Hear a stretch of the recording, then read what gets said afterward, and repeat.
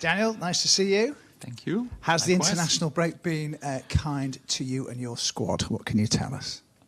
Yes, overall it was good to have the chance after a busy period to recharge a little bit, but then also from the middle of last week also to have a bit more time on the training pitch without the game is waiting already around the corner. Obviously we trained in the beginning with a pretty small group, but then not that easy to work too much on team tactical stuff.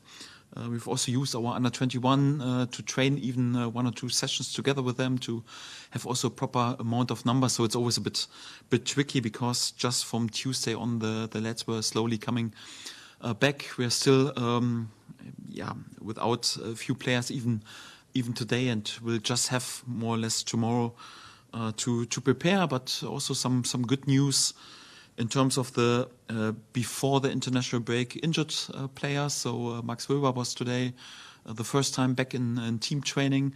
Obviously it will take a while till he's then also match fit again, but it's definitely good to have him back in training, moving forward.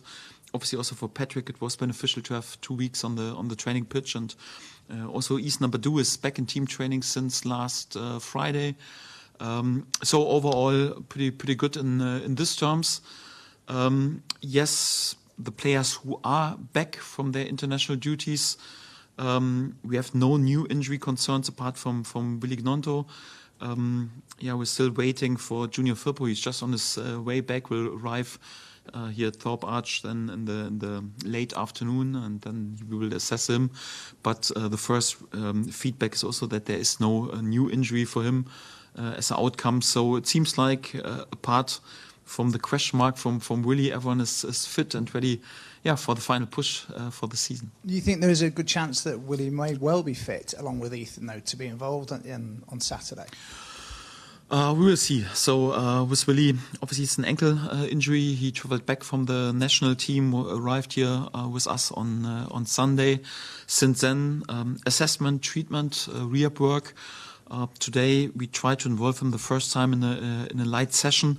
Will be a late decision with him, because we know the less we use him at the moment, the more time he has for the healing and the less risk for re-injury. So on the one hand, on the other hand, he was in a good shape, and you want to involve him, of course, especially at this stage of the season as much as possible, because especially there was a really good second half in the last game.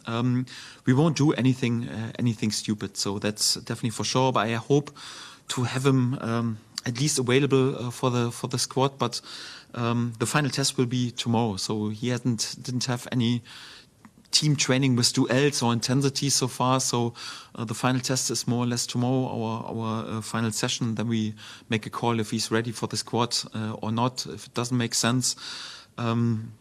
Afterwards, we have a bit more time then, more or less, because it's a normal week without a game. I'm pretty sure then for the Luton game, he's definitely available for this game. I would say, at the moment 50-50 if he can make the squad or not.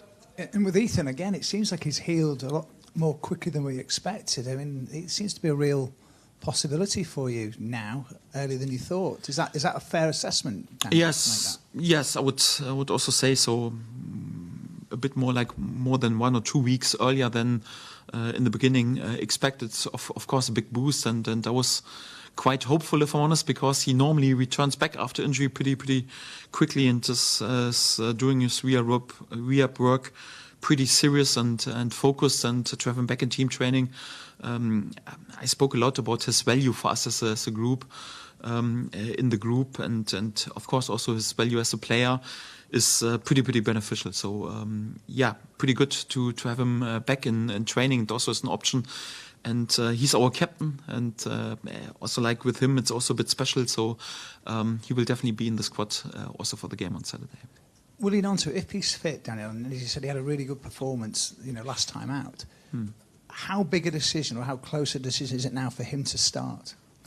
Yeah, first of all, it's always the topic. He has to be fit right now. It's of course not perfect that he missed the last 5 days without training, especially once you want to play the first time in the starting lineup since a while. Normally you do this when you're on the up, and he was on the up and he had good chances, but of course with his injury, it's of course a bit more tricky to put him into the starting lineup, because obviously when you put a player in after a few weeks without starting, then normally he should be in training and should be at his best, and then shouldn't have any doubts about, okay, am I really able to move in a normal, comfortable way?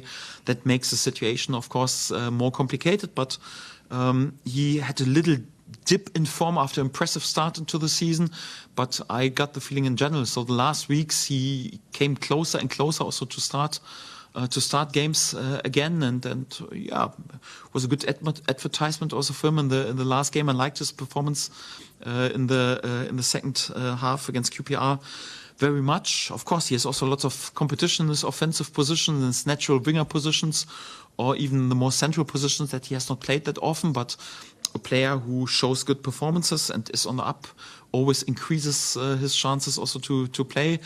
So for that, it's of course a bit disappointing for him and for us that he has this little injury setback, but sometimes you have to accept it, and I hope he's back to full training and back at his best pretty soon. And sometimes it's also good to have a really quality player who can change a bit of the game also sometimes from the bench. It's also good knowledge sometimes that you can bring a player in who can change the game, and for that I'm still quite hopeful that Willie is then perhaps even available for the squad. And depending on what does happen in that position, do you look at it with, because they've got different abilities, Brendan and Willie or whoever you want to put there, do you then have to make a compensation in what sort of midfield you have behind them? Yes, but to be honest, after 38 game days, we are top of the league. It's not like just because of perhaps one dip in form, or because just one player is not available, injury or whatever, we will change the whole setup of the team. So it doesn't make sense to fill a gap with another gap or something like this. So of course, it always depends on the whole structure. It depends on the opponent, depends on the style, how the opponents play, and yes, we also need to find a good balance. So we just can't allow ourselves just to have offensive thinking players on the pitch.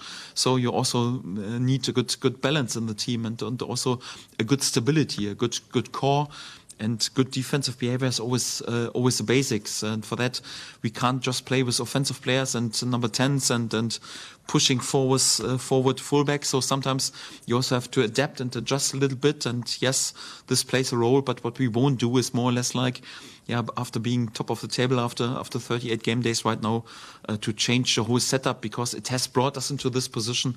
It's also important to stick as much as possible to it. 38 games in, you're top of the table, you've got the ability to go up clearly. What makes you think you've got the mentality in this squad this year to see it through in these 8 games? Yes, everyday workload, and also what we've done so far during the season was definitely not the easiest summer in terms of the outcome last season, in terms of more or less the shortest summer break of all teams, because we had to play 3 weeks longer. Then you had the hangover of the lost playoff final. Then you had really a difficult transfer summer in terms of losing some key players, also some emotional moments when players like Georgie Rutter, for example, left us. So it was not the easiest way. And then, the Leeds United shirt is always the heaviest shirt in this league. So there's always lots of expectations, especially in the away games. For most of our opponents, it's more or less a game of the season once they face Leeds United. And if you then deliver with this consistency, with 80 points after 38 games, it says a lot about the mentality of my squad. And this makes me also pretty confident that we have also the nerves and the mentality for a proper run in. And the most encouraging signs is more or less like when I work each and every day with the group, because the spirit is top, the vibes are good, the lads are working pretty tight together, and have a great spirit within the group, and also good workload on the pitch. Right now, it's also good to have them more or less all back.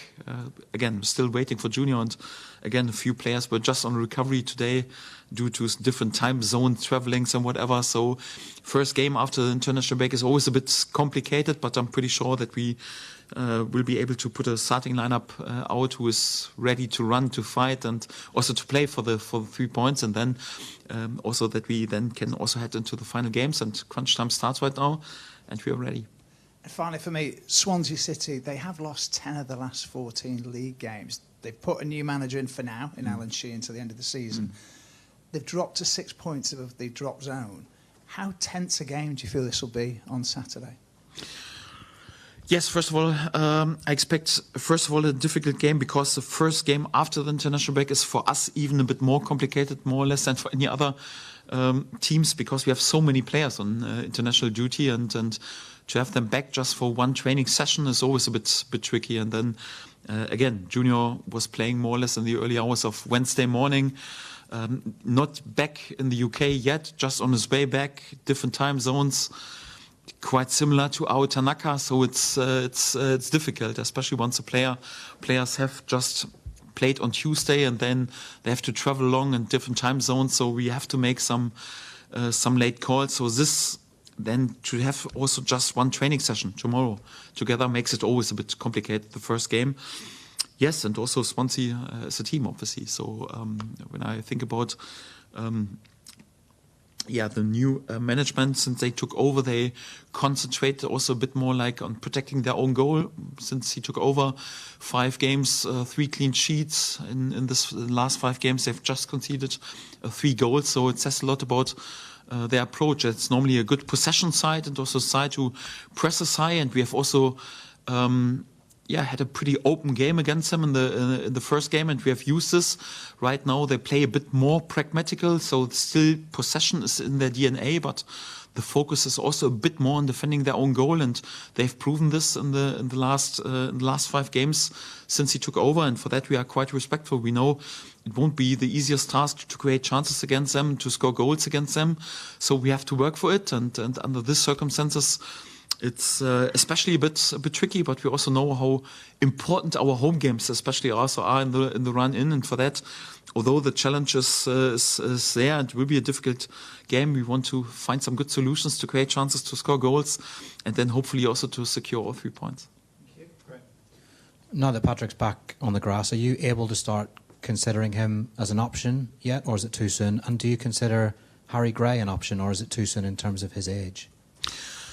Well, all the players who are involved in our team training have the chance to make the squad, and if they make the squad, they have also the chance to start. Yes, that's quite sure. We must not forget about Harry, for example. Is such a young player, has never played a game on senior level. Then to say, come on, he's right now our starter, while having the best goal scorer in the league with Piroe, while having much short after Matteo Joseph, while having an experienced Patrick Bamford, would be a bit too soon. But Harry trains with us and improves, and is important for him, because the finishing situations on senior level are different to youth level. So you always have to adapt a little bit, and for that we want to involve him as soon as possible. But till he is then really ready to start games for us, it will last a while. Yes, and with Patrick, he has the experience, he has the quality, and I spoke a lot about that. Just his fitness level is more or less the most important thing for him. I think each and every training day on the training pitch is beneficial for him. But right now it's also a fact that he was out quite long this season, 2 times more or less with major injuries. He was out more or less since January right now. So, but I like also how hard he works right now on the training pitch, and each and every day he edges also a bit closer. I like that I have Patrick back available, but we also will have to keep in mind that he's out more or less since 3 months after his last injury, and for that you need to find a good balance. Was there anything that you learned last season after the international break and the way the season finished that can help you to ensure that this time around it goes better? Well, hopefully, as a manager, you always learn. Doesn't matter in which age you are, or how often you have experienced some seasons. So I hope I learn more or less in each and every period, and want to develop and improve, and also take this knowledge. I think you can't compare the last season and the run-in with the season right now, because we had a different setup. I spoke a lot about without being critical, but it was just due to the contract situations also the case that we had a group of many players where they know, okay, if we don't make it into the Premier League, we have also a good chance anyhow to have a move, perhaps also to a side who is perhaps playing for even better positions on Premier League level, and this made it also difficult in the run in a little bit without accusing anyone. It was just a fact. We had also a bit unlucky situations with Patrick, who was not available, although he was crucial more or less in the second half of the season. We missed him a lot. We had Pascal Stoic out, our rock in defending. Anyhow, of course, when you have such an important player out for 2-3 games, you can handle it, but not really if he's out for such a long time. Anyhow, and this was also tricky. And right now, I have more or less each and every player back in training, team training. So it's a completely different scenario and also different contract situation, different group. And for that, so there's not too much to learn out of last season. It's just a different run in. But this run in is always the same. You have to keep your nerves. You have to stay on it. You have to stay tight together as a group, and also not overdoing things, and to make sure that they don't go over motivated into the games. So they still should go into the games pretty confident and also in a good mood, and also enjoy what they're doing, and sometimes also not worth to overthink things too much. So to have experience on the run in is always helpful, and we have this, thank God. But I think the last season was definitely also different to the scenario we have right now. Hi Daniel. Just a quick word on your medical staff, because 9 times out of 10, apart from 1 or 2 players, most players have come back either ahead of schedule or in the earliest time frame outlined. How vital have they been to your season, and are they sort of like your unsung heroes in a way? Don't praise them too much. Perhaps they were a bit careful in their prognosis, always like how long is a player out, in order to better their diagnosis always. So perhaps I should have a word with the diagnosis anyhow a little bit. But all jokes aside, I'm full of praise. Of course, so sometimes when there is a contact injury, anyhow, like many injuries also in the past, it's also sometimes really tricky, and you can't do anything about it. And sometimes, sometimes a rehab works out to plan, sometimes even better, and sometimes you also have to adapt to a setback. So you can be there with the best rehab work in the world, but sometimes you can't avoid that there is a setback. So for that you also need a bit of luck. But I have to say that I'm full of praise to Henry and his boys. So they are working really relentless, also in the rehab work with Ruben, our rehab coach. Compliment to the players, because they work pretty professional and focused.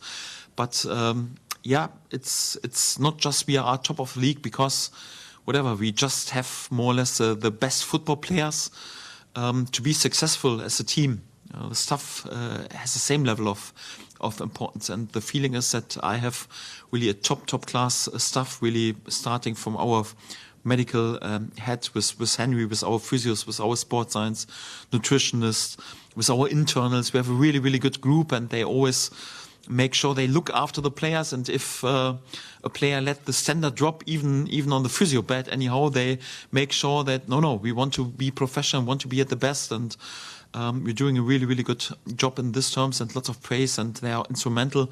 Without a proper staff and without a group of staff members with quality, but also with the right characters and mindset, and nowadays you can't be successful, because nowadays you have more or less more staff members than just players sometimes, and for that this group also has to be on it. And what I can say, we have also there a great relationship and a great spirit, and it's also one of the not secrets, but one of the reasons why we are in such a good position. Great, thank you. And just on Joel, after the Watford game, you set him a rough target of 20 goals to try and get this season. What do you want to see in these last 8 games for him to have the best opportunity to try and get those goals? I think it's 1 in 6 games he's got now. What does he have to do slightly, maybe differently, or anything? No, not a target. But if everyone was already singing the praise after 15 goals, I said, no, come on, there are a few more games to go, and why not reach the next mark? So for me, it's never about who scores the goals anyhow. And for me, it's just about that we are successful as a team. And if he is then there in the end with a few assists, or you win some penalties, or some important balls for us, and then our defenders chip in with goals from set pieces, or some free kicks, from Joe Roswell, or the wingers chip in with goals, or the 10, or whoever. I'm also happy. So at this stage of the season, it's not like about winning the Golden Boot or about individual statistics. It's just about the team. So in 20 years' time, no one will know how many goals Joel would have scored or how many assists Brendan Aaronson has or how much game time Sam Byram has. But everyone will recognize if we are successful as a team and if we do the first thing is more or less since 25 years the first team who promotes together with the support from the stadium into the Premier League or not. This is what you will remember. And for that, individual targets are not important. It's just about the team. And I want also Joel not to be selfish to think about this. But of course, if he has a chance anyhow in front of his feet, then come on, try everything also to put this chance away. There was also one of the last games anyhow where he normally should score a brace or 3 goals and he ended up with scoring none of them. So hopefully, of course, he can convert his chances further on. And if he reached a market of 20 goals, I wouldn't say no, I don't want this anyhow. But the most important thing, apart from individual targets or goals, is more or less that we are successful as a team, and this is the only thing that matters for me right now. Do you still think that 4 home wins gets you safe in the top 2? Yes, I think so. Because if 4 wins would bring us to 92 points, and it wouldn't be the case that we then automatically lose all 4 away games. So definitely not. And if after the 4 home games anyhow, there's also another away game to play. And if we then need points there, be sure Leeds United will win the points there. But to be honest, I'm also not too addicted right now to speak about, okay, we need to reach whatever amount of points. It's more or less like, my experience is also in the run-in, don't be too far ahead, just concentrate on the next game. So it's not important if you have right now a little point gap or you're in the best position or whatever.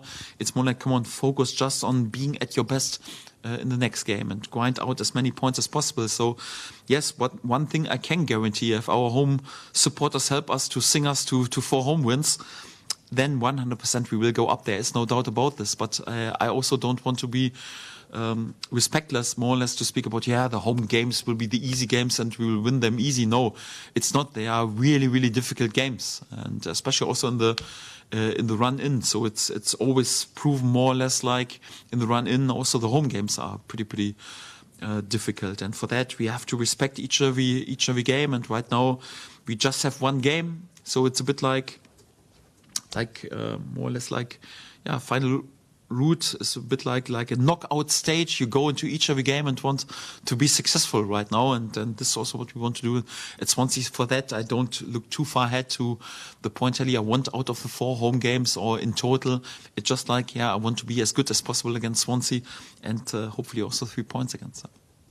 Has this 2 weeks been a good chance for Brendan to reset? Obviously, a disappointing outing at QPR, left out of the USA squad. Have you had time to have a little chat with him away from the fire of matches and just sort of getting his head a little bit? Yes, I think it was also important for him. We must not forget that, again, he had also 2 difficult years and he came back, had something to prove in the summer, was for us, I would say, outstanding for a pretty long period, chipped in with goals, with assists, with endless workload, and it's football. So it's more or less like you can't burn like a candle from both sides over 46 games. You will also head here and there sometimes in a bit more challenging spell, and he had a bit more difficult spell, not in terms of his workload for the team, because he's always outstanding in this terms, but of course his end products were really good in the beginning and the middle third of the season. Has dried up for a few weeks, and then he was also there with such an unlucky situation at QPR, and a player who always gives his everything and gives such a work ethic into his work. Then of course he's pretty disappointed, and I think for him it was beneficial for him that he was left out of the US squad. So it was also good to let him recharge for a few days, because although he has so much energy, even his tank is empty.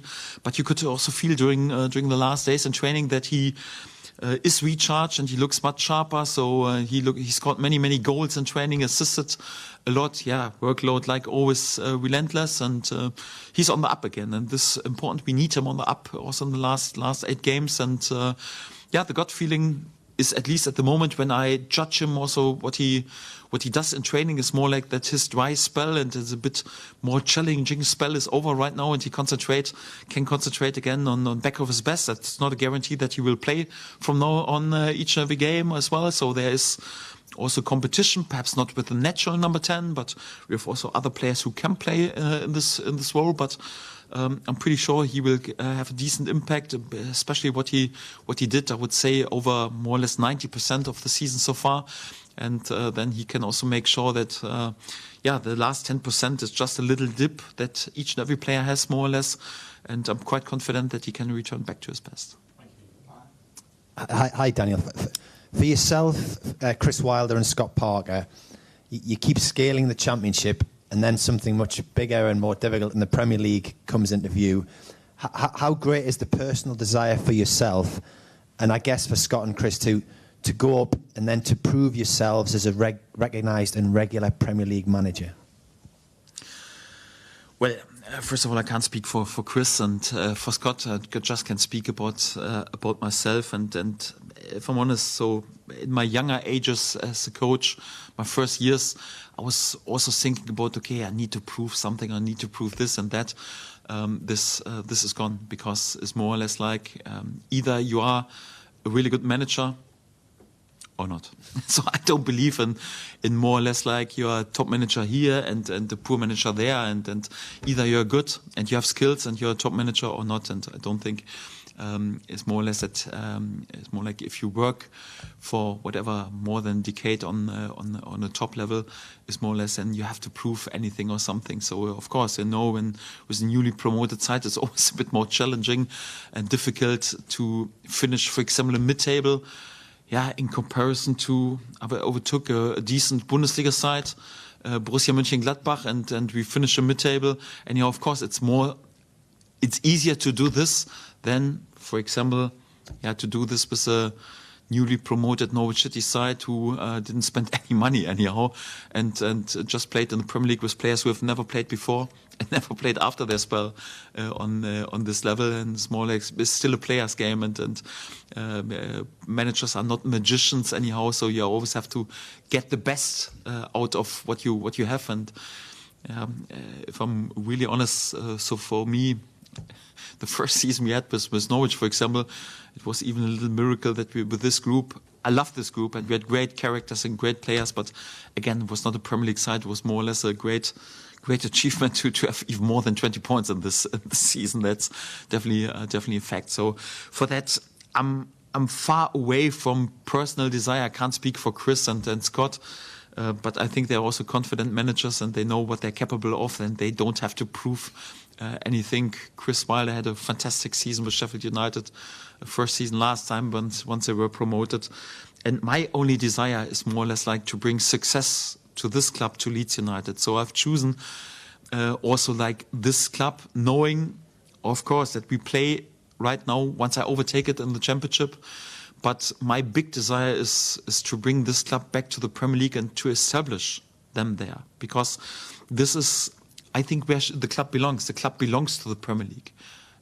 Everyone who loves football knows that this club should be established in the Premier League. And the truth is, in more than the last 2 decades, we have just played as a club 3 years on Premier League level. And if you do this, you can't speak about yourself as an established side. Yeah, we had one really good season with Marcelo, first season after promotion, but then 2 really difficult and challenging seasons, and fighting against relegation. The third season was then sadly a relegation. So we want to return back to the best level, and then to make sure that step by step we also establish ourselves and to become also what we deserve. Also then hopefully an established and also big name. We are a big name anyway in English football, but also like that we are on the focus again, and this is what we are aiming for. But right now we don't have to speak about next season or over next season or what happens in 3 years. We just have to focus on the bread and butter business, and this is bread and butter. It's a really, really difficult task right now to be successful against Swansea. For that, I'm not looking too far ahead to find some solutions to beat Liverpool and Man City anyhow. I'm just focused on finding good solutions to be there with a successful game against Swansea and the next game Luton. So I'm not carried away, not far away. I'm not thinking about next season. My only focus is on the here and now, and that's the only thing that matters. Thank you for that. What will be the difference between making the 3 into 2? What will get you to those top 2 spots in these 8 games? A few more points. That's it. To be honest, I think it's important to work step by step. We were one of the really few clubs in this league who have spoken quite open, also in the beginning of the season. Yeah, for us, just one thing matters. We want to get promoted to the Premier League. I know everyone is a bit more careful in this difficult league, but we were proactive and we didn't want to be there with understatement. We said, no, we want to get promoted to the Premier League. And then you have to stick to it. But more important than to talk the talk is to walk the walk. And this is what we've done so far during 38 games. But it's also not like you walk the walk with one big step. You have to do it step by step. First step is always you make sure you finish in the top half of the season. Of the table, sorry. This was already done after Christmas, more or less. Then you have to make sure that you finish in the top 6, because otherwise you can't get promoted. Yeah, this is also checked anyhow. Then you have to make sure, okay, you finish in the top 4, because even in the playoffs you have then more or less a second leg at home. You have the best situation. It's already done, and this because with 80 points after 38 games, we will definitely finish in the top 4. And then just is one step to make, and this one step to make is, come on, get promoted. There are 2 bullets, either by using the players or even better, because then you have a bit longer break and you can plan even a bit longer to be in the top 2. And of course, in this stage of the season right now, we have the chance. We try to do this anyhow, without knowing that we still have a second bullet anyhow. But right now we know. If you are top of the league after 38 games, you have also more or less the capability and the chance to be there after 46 games, but not if you don't stay humble, if you're getting too carried away, if you're getting nervous, if you're over-motivated. It's more like do exactly what you've done also in the games, in the 38 games before, especially in the good games anyhow, and focus in order to win as many points as possible. But it's not like you have to run addicted table, or 3 points. You should concentrate on the contents. And I think this makes a difference. A team with concentrate on the contents, what you have to bring on the pitch, this is a team who automatically will win the points and will have a good outcome. This is what we're trying to do, to focus on the contents, not to get carried away by emotions or by overriding feelings. Focus, concentrated on the contents is what brings you into top positions. Thanks everyone. Thank you.